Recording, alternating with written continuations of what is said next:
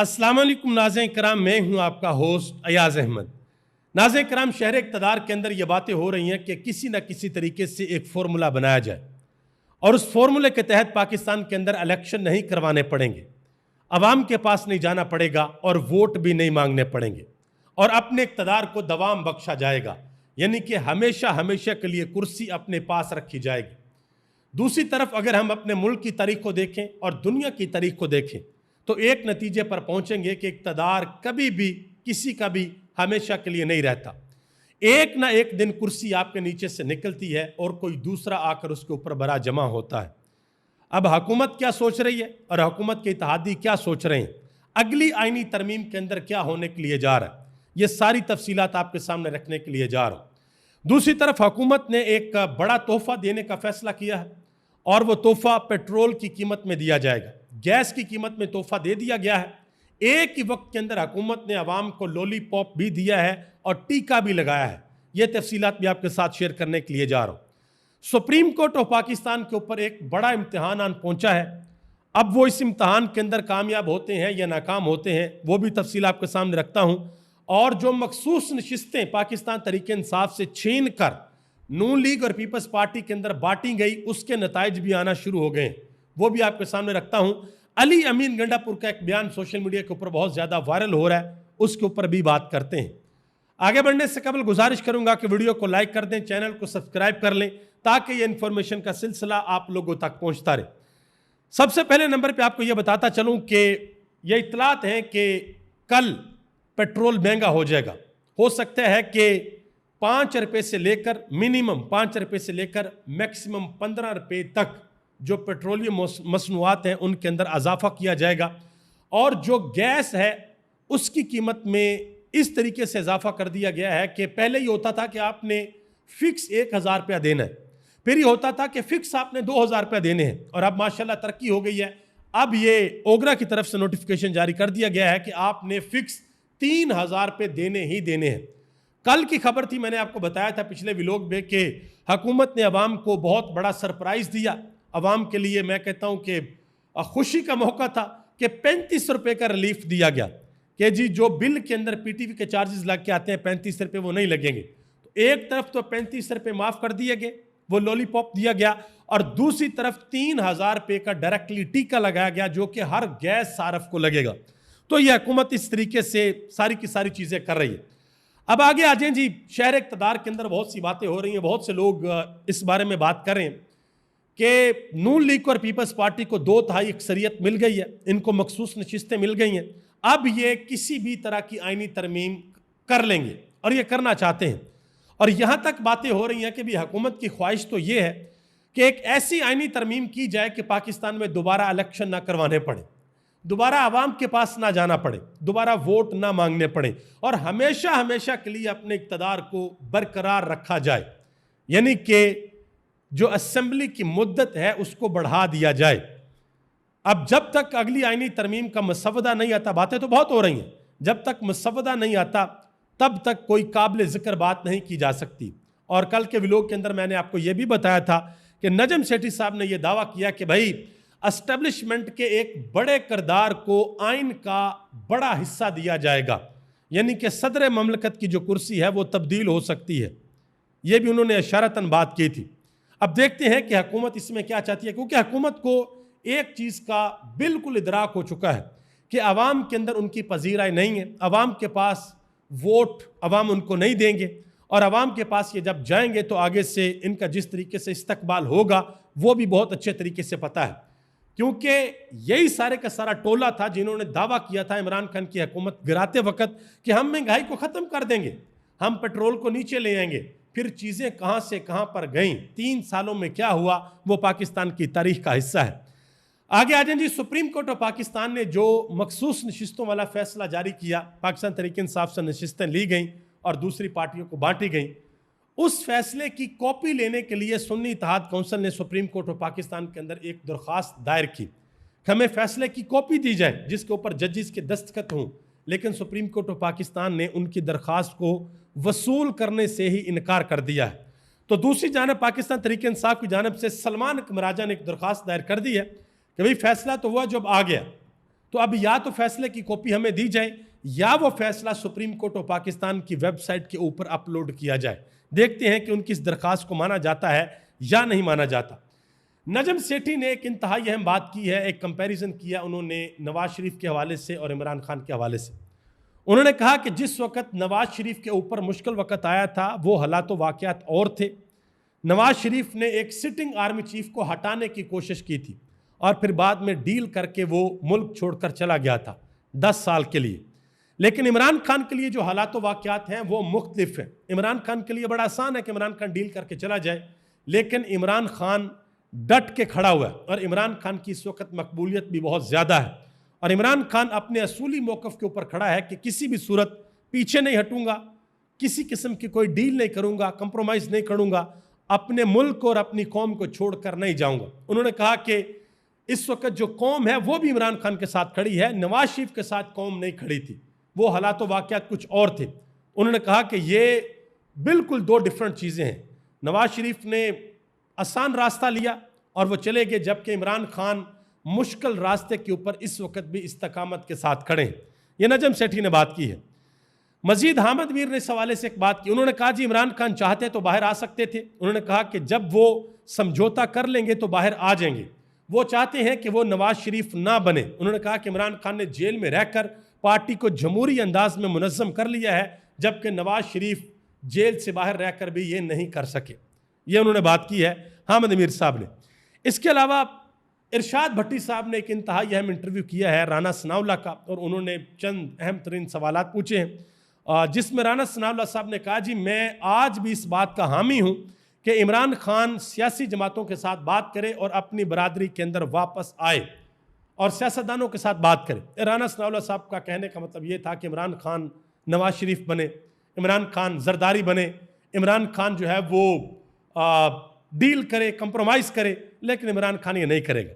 تو آگے سے ارشاد بھٹی نے کہا کہ 250 مقدمات آپ نے عمران خان کے اوپر بنا دی ہیں, تو 100 آپ اور بنا دیں, شاید عمران خان آپ کے پاس آ جائے بات کرنے کے لیے. یہ انہوں نے طنزاً بات کی. مزید انہوں نے سوال پوچھا ارشاد بھٹی نے کہ آپ نے الیکشن کے اندر کتنی سیٹیں جیتی ہیں, کتنی سیٹیں آپ کی ہیں. انہوں نے کہا جی 89 سیٹیں ہماری ہیں. تو ارشاد بھٹی نے کہا کہ جینون طریقے سے کتنی جیتی ہیں جو واقعہ ہی آپ کی ہیں, جس کے بارے میں تحریک انصاف کلیم کرتی ہے کہ یہ صرف 17 سیٹیں جیتے ہوئے ہیں. اس کے اوپر رانا ثناءاللہ صاحب نے کہا جی میں نے اس کے اوپر تحقیق نہیں کی. رانا ثناءاللہ نے یہ جواب نہیں دیا کہ بھئی یہ ساری کی ساری ہم جیتے ہوئے ہیں. انہوں نے کہا جی میں نے اس کے اوپر تحقیق نہیں کی کہ جینون طریقے سے ہم کتنی جیتے ہوئے ہیں. پھر ارشاد بھٹی نے ایک اور سوال بھی کیا کہ اون چودھری جو ہیں وہ سلمان کمراجہ سے جیتے ہیں, تو کیا وہ واقعی جیتے ہیں.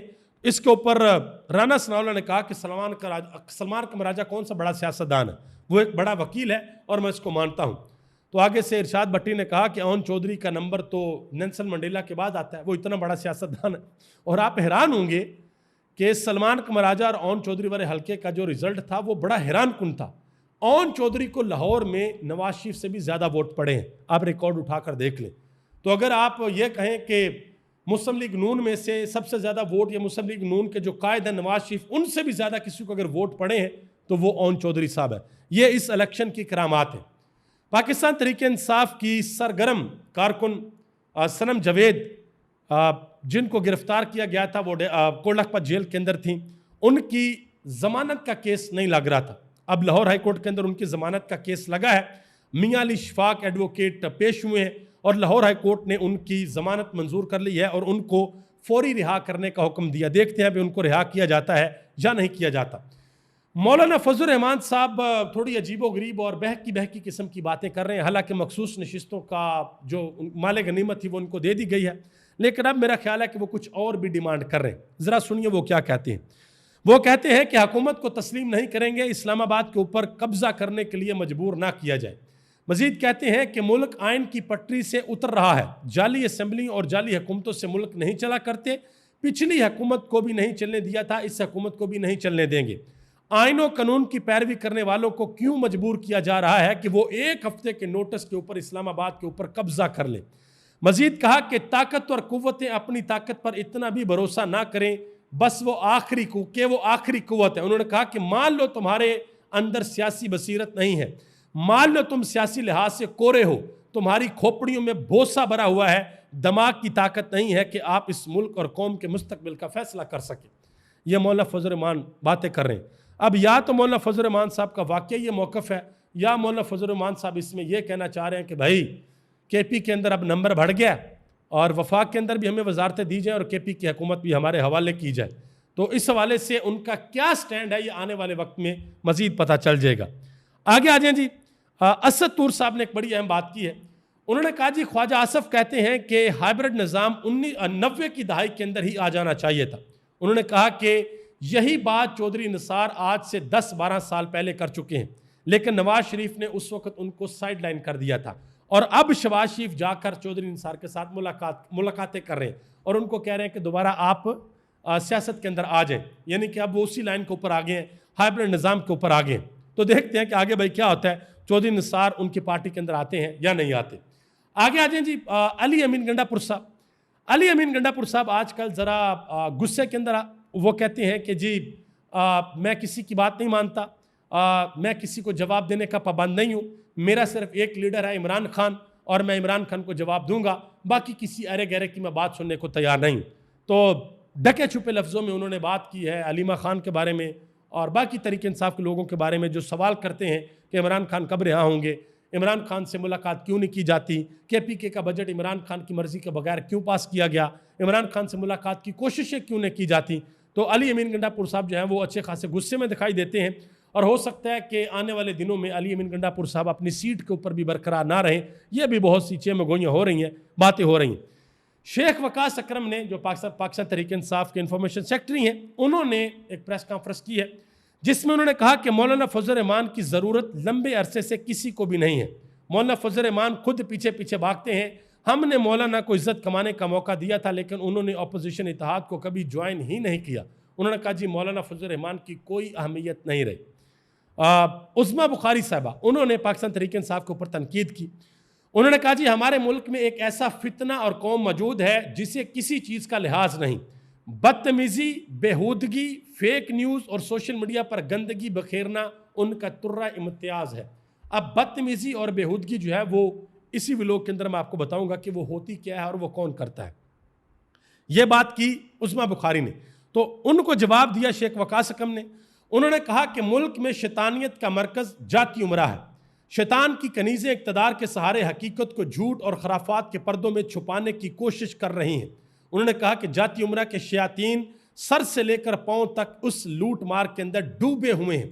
یہ انہوں نے عظمیٰ بخاری کے بیان کے اوپر رد عمل دیا ہے۔ آگے آ جائیں جی، پنجاب اسمبلی کے اندر پاکستان مسلم لیگ نون کی ایک خاتون ایم پی اے نے جس طریقے سے بات کی ہے، جس تمیز کے دائرے کار کے اندر بات کی ہے، وہ میں آپ کے سامنے رکھنے کے لیے جا رہا ہوں۔ پھر آپ کو اندازہ ہوگا کہ بدتمیز کون ہے اور بےہودہ گفتگو کون کرتا ہے۔ انہوں نے کہا کہ اپوزیشن کو اتنا کہوں گی کہ کتے بھونکتے ہیں تو بھونکتے رہیں گے، جیسا منہ ویسی چپیڑیں پڑیں گی۔ بے شرم بے غیرت کو ہم پر مسلط کیا تھا، یہ عمران خان کے بارے میں بات ہو رہی ہے کہ بے شرم اور بے غیرت کو ہم پر مسلط کیا تھا، جیل میں بیٹھا باندر، یہودیوں کی 20 سالہ محنت ہے، اجازت ہو تو منہ توڑ کر ہاتھ میں پکڑا دوں۔ یہ زبان ہے ایک خاتون ایم پی اے کی جن کا تعلق پاکستان مسلم لیگ نون سے ہے، ٹھیک ہے جی۔ اب آپ اندازہ لگائیں کہ اسی طریقے سے اگر پنجاب اسمبلی سے مریم نواز کے بارے میں کچھ کہا جائے، نواز شریف کے بارے میں کچھ کہا جائے، شہباز شریف کے بارے میں کچھ کہا جائے تو پھر کیا ہوگا؟